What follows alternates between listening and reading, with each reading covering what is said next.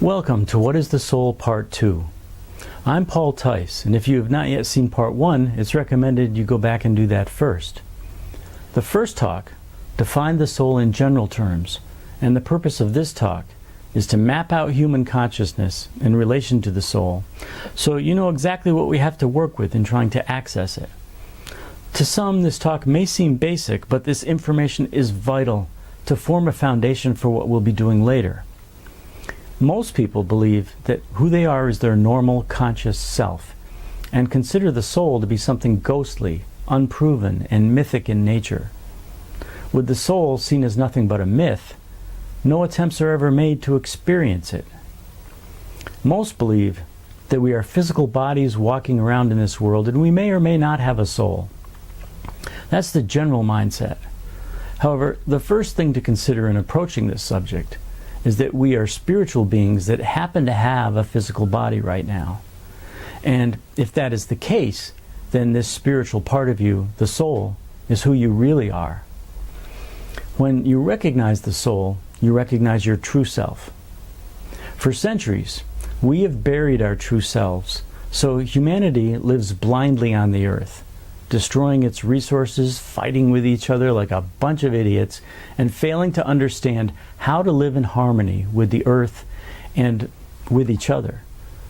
The great writer D.H. Lawrence once said, "If we go counter to our deepest consciousness, naturally we destroy the most essential self in us. And once done, there is no remedy, no salvation for this. Non-entity is our portion." He's saying that we are non-entities, soulless creatures, if we fail to wake up to our deepest consciousness. Instead of destroying our most essential self, which he says we are doing, we can increase our awareness of it. The ability to awaken is something that one can work toward and eventually control. Now, you can't control other people, so it all starts with you. Because of how consciousness works, the world centers around you and you radiate your essence to those around you. So, if you find your true essence and live it and radiate it, then you have found your path and there will be no doubt that you are living as you should. Living your essence requires an understanding of how consciousness works. Your essence comes from a higher place. So let's look at that along with the structure of consciousness. Throughout history, many great teachers and philosophers believed the structure of human consciousness involved 3 selves or levels instead of 1. In part 1, I mentioned that we largely see ourselves as being composed of body, mind, and soul, which also equates to the 3 selves. When one looks closely, it can be noticed that a different form of consciousness is separately connected to the body, mind, and soul. I prefer using the terms low self, middle self, and higher self instead of body, mind, and soul, because it makes the levels of consciousness more clear. These terms are also used in shamanistic Huna magic. The low self is of the body and is tied to our instincts through what scientists call our reptilian brain, the central core and smallest part which we still have. It's ruled by the most primitive thoughts and impulses, and they're concerned with survival and comfort. For example, the fight or flight response comes from the low self, as well as the functions of bodily survival like breathing and processing food. The middle self is our normal, everyday conscious self, ruled by the ego, which thinks it knows everything, and while the higher self is set apart from the 2 lower ones and mostly observes them. It's very wise and can communicate through intuition. The 2 lower selves are far more detached from the higher self than they are from each other.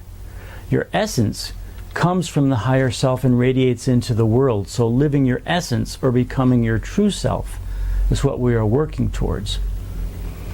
The 3 selves are found throughout history. Plato called them the appetites, spirit and reason. Jung's psychology had what he called the shadow tied to the low self. Then there's the middle conscious part, which many believe is all there is, and the collective unconscious being the domain of the higher self or the soul. Therapists and healers of all types are having success in treating people through balancing the three selves. And an internet search will provide lots of evidence for this fact. Max Freedom Long used the three selves in Huna Magic. The Chinese writer Lin Yu Tang agreed with three selves by saying, "It is only common sense to say and believe that we have a higher and lower self. There are instincts, noble and ignoble." So the disciplines of philosophy, shamanic magic, and modern depth psychology all converge to offer the same general structure of consciousness, with the soul being the highest part of you. You are living as the middle conscious self, which mostly does the bidding of your spoiled unconscious lower self without even realizing it. You get hungry, the low self cries and you feed it. You get tired, impatient, greedy, or angry, so you jump and do the first thing you can to satisfy this little brat that pokes at you all day. The low self wants comfort, safety, and survival, which keeps you constantly busy with little time for higher pursuits. The middle self is also home of the ego, so whenever it can escape its low self babysitting duties, it seeks status and recognition, puffing itself up with importance. It wants to control in its environment and be admired for it, while the higher self is shoved aside and never nurtured. So, what have you done to use this higher part of you, or even acknowledge it? For most people, nothing. Even though the soul is the most hidden part of you, it's the most important part. But society has stuffed the genie into the bottle, and only you can get it out. They're not going to do it for you and won't even tell you that it's there. A society of trained consumers has no real place for the pursuit of spiritual growth. Those in charge want to grow the economy, not your awareness. So the main thing to remember is that the soul, your higher self, is your true self and not a myth. Now that you've moved past the myth, it's time to work towards a more complete understanding of who you really are and why you're here. The low self and middle self are imposters. Now that you know this, it's time to expose them. The lower and middle selves, your body and mind, dominate you. But they're not you at all. They're just appendages that work to mold you into being a product of your environment. You are not a product of your environment. You're not. If you operate from only your body and mind, then you become a slave to your environment. Think about it. Your body is much like a machine, and your mind responds to its needs. So without the soul, you're nothing more than an automaton. One could argue with this and say that the mind is very smart, which it is, but your ego or conscious mind is predictable because it responds mostly to low self demands, simple logic, or its own self-centered desires. But if you pay attention to your creativity, your intuition, and your passions, despite where the world is pushing you, the soul awakens and provides guidance. I'll show you how to align yourself in this way. You're not a sheep, but the world will try to treat you like one. Be who you really are. So the purpose of this talk was to show you that you have three selves and where your true self stands in relation to them. Next time, we'll begin with a few simple exercises to start you on the path of awakening. We will see you then.